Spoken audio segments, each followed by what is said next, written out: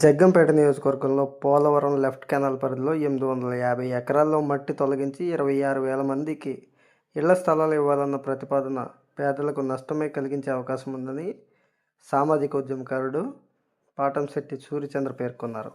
గతంలో ఇచ్చిన ఇళ్ల పట్టాల్లో 80% మంది నివాసాలను నిర్మించుకోలేకపోయారని గుర్తు చేశారు. భూ వివాదాలు, కోర్టు కేసులు పెరిగే ప్రమాదం ఉందని హెచ్చరించారు. అందుకే రైతులకు నష్టం లేకుండా ప్రభుత్వమే భూములు కొనుగోలు చేసి పేదలకు ఇవ్వాలని సూచించారు. అలాగే జాతీయ రహదారి విస్తరణలో ఎలివేటెడ్ బ్రిడ్జ్ లేదా బైపాస్ అంశంపై ప్రజలతో చర్చించి నిర్ణయం తీసుకోవాలని జ్యోతుల్ నెహ్రూను కోరారు. ఏలేరు ఆధునీకరణకు 2,000 కోట్లు కేటాయించి శాశ్వత పరిష్కారం చూపాలని డిమాండ్ చేశారు. అక్రమ మట్టి, గ్రావెల్ దందాలపై ప్రజలు ప్రశ్నించాలని పిలుపునిచ్చారు. బాగా రుచి మరిగారు. ఇంచుమించు అక్కడ గండేపల్లి మురార్లో అయితే రోజుకి 200-300 లారీలు ఒక 10-15 మిషన్లతో ఇంచుమించు అనేక ప్రాంతాల్లో పోలవరం కాలువ గట్టు మీద నుంచి మట్టి తోలడం వల్ల లారీకి ఎంత వస్తుంది, రోజుకి ఎంత వస్తుంది, నెలకి ఎంత వస్తుంది, మొత్తం ఓవరాల్గా ఎన్ని కోట్ల రూపాయల ఆదాయం వస్తుందో నవీన్ గారికి బాగా ఆదాయం తెలుసు.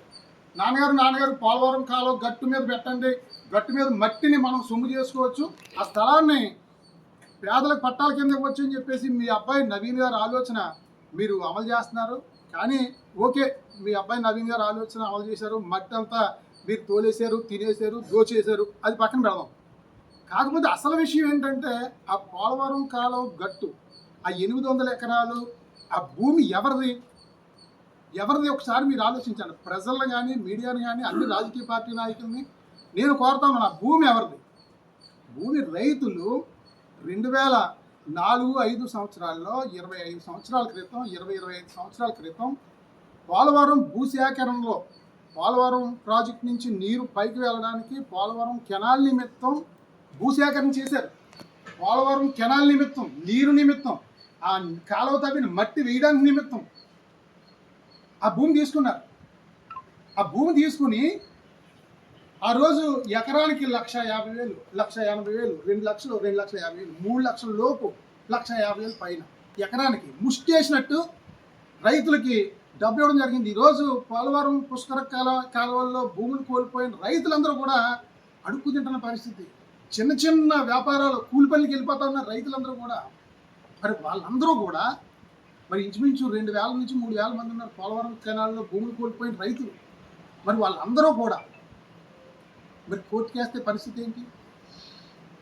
మీరు ఆలోచించండి ఎమ్మెల్యే గారు. నేను ఈ సందర్భంగా అందరినీ కూడా నేను అడుగుతున్నాను, ఆ భూమి రైతు ఇచ్చాడు, పోలవరం కెనాల్కి నీరుకి ఎవరికి ఇచ్చాడు? ఆ గట్టు మీద ఉన్న మట్టి తీసేసి నేను ఇల్లు కడతానంటున్నారు. నేను ఇల్లుకి ఇవ్వలేదు కదా, నా భూమి నీళ్ళకి ఇచ్చాను, మట్టి వేయడానికి ఇచ్చాను, నువ్వు మట్టి తీసావు, నా భూమి నాకే ఉండాలి అని వాళ్ళందరూ కోర్టుకి వేస్తే కోర్టు రైతుకి ఇస్తుందా, ఈ ఇల్లు పట్టాదారులకి ఇస్తారా ఎమ్మెల్యే గారు చెప్పినట్టుగా అనేది తేలేటప్పటికి జ్యోతుల్ నెహ్రూ గారు ఉండరు, పాటంశెట్టి సూర్యచంద్ర ఉండరు, నువ్వు ఉండరు, నేను ఉండను. ఇది తేలేటప్పటికి నష్టపోయేది ఎవరు? ప్రజలు నష్టపోతారు. గతంలో 15,000 జగనన్న పట్టాలు గోళ్ళ తగిలించి ఉన్నాయి, ఇంటికాడ పూజలు చేస్తా ఉన్నారు. వాటి పక్కనే మళ్ళీ చంద్రన్న పట్టాలు 26,000 పట్టాలు, మీరు ఈ పోలవరం బ్యాంకులో ఇచ్చిన పట్టాలు 26,000 పట్టాలు ఇవి 15,000 పట్టాలు జగనన్న పట్టాలు. ప్రతి ఇంట్లో పూజలు చేయాలి. మీరు చేసే స్వార్థ రాజకీయాల వల్ల, మీరు చేసే ఘనకార్యాల వల్ల. దయచేసి మరి నాయకులకి, శ్రీ జ్యోతుల్ నెహ్రూ గారు ఎమ్మెల్యే గారికి నేను విజ్ఞప్తి చేస్తా ఉన్నాను, మీరు ఆలోచించండి.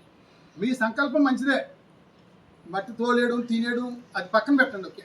కానీ మీ సంకల్పం ఏంటంటే 26,000 మందికి ఇల్లు ఇవ్వడం మంచిదే. కానీ రైతు, నష్టపోయిన రైతు, ఆవేదనతో ఉన్న రైతు, కడుపు కాలిపోయి రగిలిపోతున్న రైతు కోర్టుకి వేస్తే కోర్టు ముందు స్టే ఇచ్చేస్తుంది. తీర్పు అటా ఇటా అన్న తర్వాత విషయం, కోర్టు స్టే ఇస్తుంది. అది ఎప్పుడో సంవత్సరాలు పడుతుంది. అప్పటి వరకు మళ్ళీ 26,000 మందికి ఇల్లు లేవు.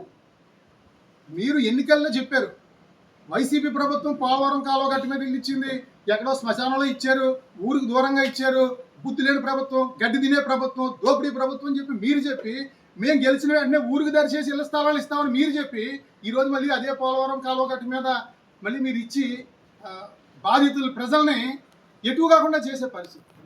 దయచేసి ఎమ్మెల్యే గారు మీరు ఆలోచించండి. అంటే నేను ఇదంతా ఎందుకు చెప్తున్నానంటే, మీరు ఎమ్మెల్యే గారు గతంలో ఎమ్మెల్యే గారి సమయంలో వాళ్ళు ఆలోచించకుండా అనాలోచితంగా ఇళ్ల పట్టాలు, ఇళ్ల స్థలాలు సేకరించారు. ఇప్పుడు కిర్లంపూడిలో ఉందండి ఉదాహరణ జగపతి నగరంలో ఒకే చోట భూమి సేకరించారు.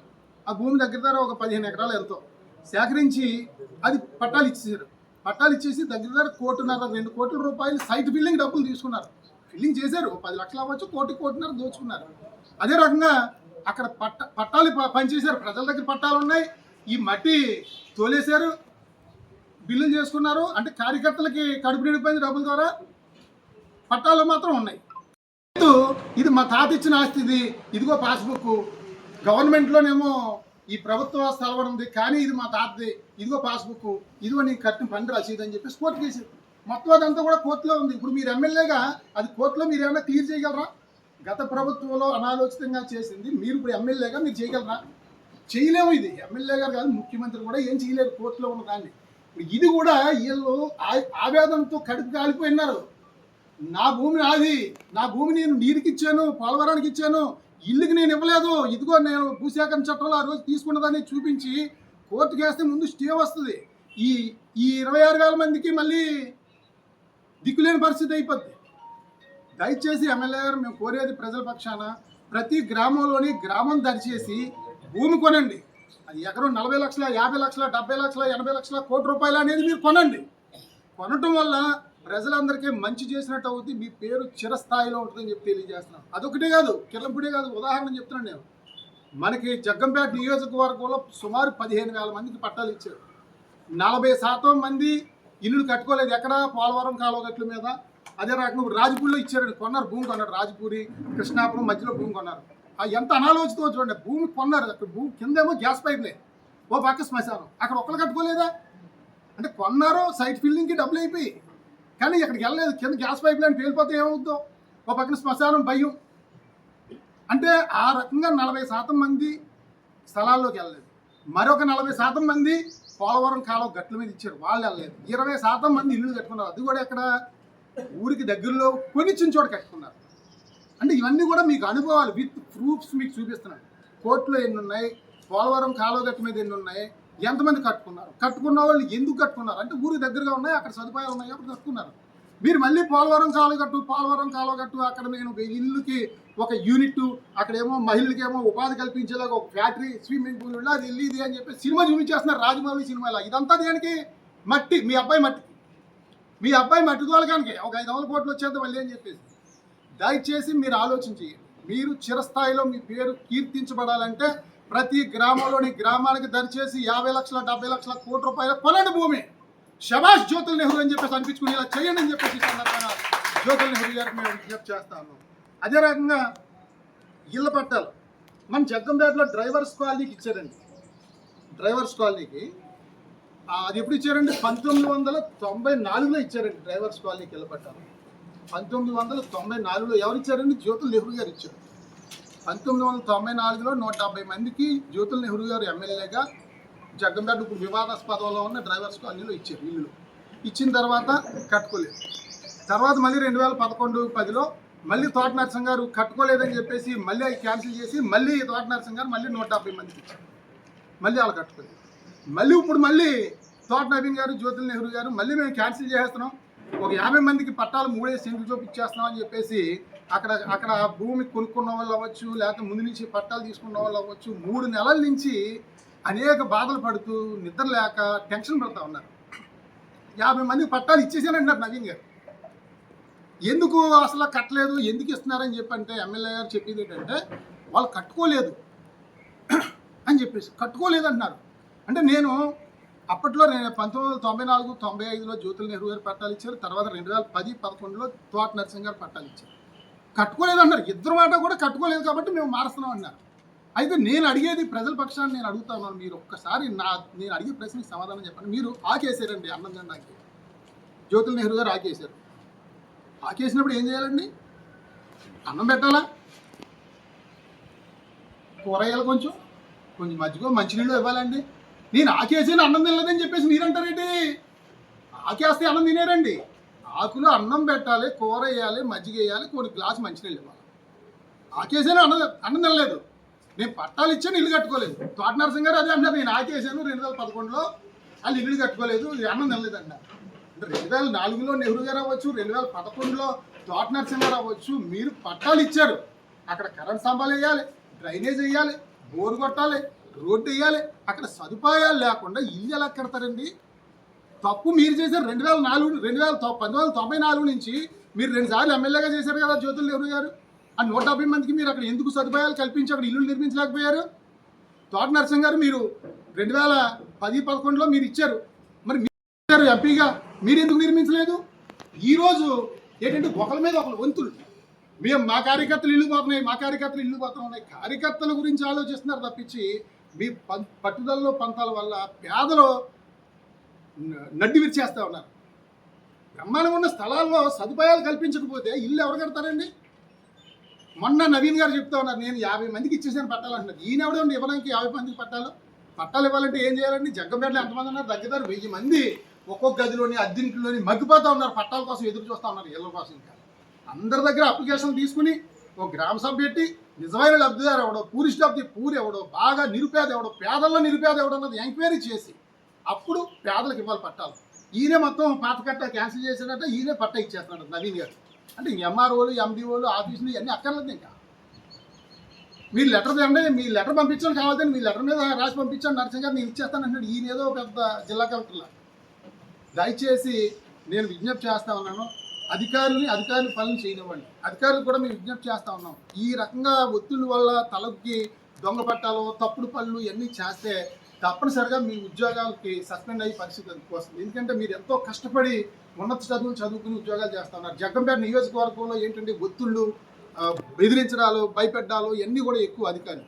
కాబట్టి దయచేసి అధికారులు అప్రమత్తంగా ఉండాలని చెప్పేసి కోరుకుంటూ, మరి ఇదే ఇళ్ల స్థలాలకి గౌరవ ముఖ్యమంత్రి శ్రీ నారా చంద్రబాబు నాయుడు గారు 2016 ముందు కట్టుకున్న 2016 ముందు కొనుక్కున్నాయి కానీ అన్ని రకాలుగాను చిన్న ఆధారం ఉన్నా సరే వాళ్ళకి ఒక జీవో ఇస్తాను, ఎవరో నిరుత్సాహపడద్దు అని రాష్ట్ర వ్యాప్తంగా ఒక మంచి నిర్ణయం ప్రకటించారు.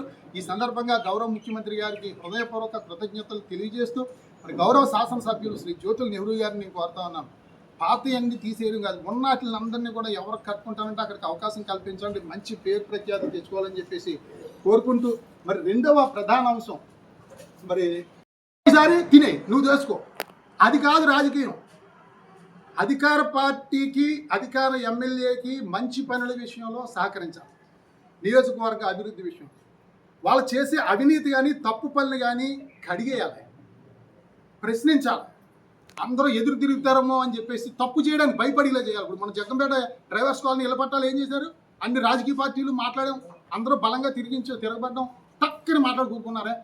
అదే రకంగా ఇప్పుడు మట్టి తోలకం విషయం కానీ, ఇప్పుడు ఈ నేషనల్ హైవే విషయం కానీ, మరి ఇల్లు స్థలాల విషయం కానీ, ఇప్పుడున్న ప్రతిపక్ష నాయకులు అందరూ మాట్లాడాలి, ప్రతి ఒక్కరూ మాట్లాడాలి, మంచా చెడా విశ్లేషణ చేయాలి.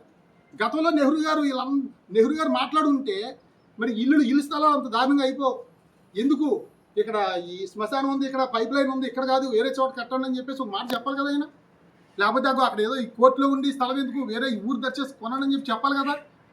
అంటే ఎందుకు చెప్పాలని నేను అంటున్నానంటే, నేను ఓడిపోయి నేను ఎందుకు చెప్పాలి? గెలిచినోడు ఇష్టం అనుకోవచ్చు, నాకు లేదు. ఓడిపోయి నేను చెప్పను అని చెప్పండి నాకు కుదరదు. ఇప్పుడు నాకు 12,531 ఓట్లు వచ్చాయి. నాకు 12,531 మంది ఓట్లు వేశారు కాబట్టి నా వాయిస్, నా గలం నేను వినిపిస్తా ఉన్నాను. ఓట్లు వేసినా వేయకపోయినా, గెలిచినా గెలకపోయినా, నా వెనకాల పార్టీ ఉన్నా లేకపోయినా. మీరు ఎందుకు మాట్లాడరు? ఇప్పుడు గెలిచిన ఎమ్మెల్యే గారు మీరు ఎందుకు చేయట్లేదు? నువ్వు ఇంచుమించు మీరు నెలకు 2 లక్షల రూపాయలు జీతం తీసుకుంటున్నారు. ఓడిపోయిన ఎమ్మెల్యే ఎంపీలని కూడా అడుగుతా ఉన్నాను నేను, నెలకి 50,000 రూపాయలు మీరు పెన్షన్ తీసుకోవట్లేదా? ఎందుకు ప్రజా సమస్యల మీద మీరు మాట్లాడట్లేదు? మీరు డబ్బులు తీసుకుంటున్నారు లేదా? ప్రజలందరూ రక్తం పిండి కట్టిన పన్ను మీరు డబ్బులు జీతం తీసుకుంటున్నా లేదా? ఓడిపోయిన ఎమ్మెల్యేలు, ఎంపీలు 50,000 నెలగతులు డ్రా చేసుకుంటున్నారు. మీరు మీ అకౌంట్కి వస్తుంది గవర్నమెంట్ నుంచి. గెలిచిన ఎమ్మెల్యేకి 2 లక్షల రూపాయలు జీతం వస్తుంది, ఓడిపోయిన నెలకి 50,000 రూపాయలు వస్తుంది. ఓడిపోయిన నాకు సంబంధం లేదు, నువ్వు తినేసినా, దోచేసినా, ఖర్చు పెట్టేసినా నువ్వే చేసుకో అంటే ప్రజల మీద నన్ను ఓడించారని. అంటే ఓడించేశారు కదా ప్రజలను, అనుభవించని అంటే ఎలాగా? అభివృద్ధి నియోజకవర్గం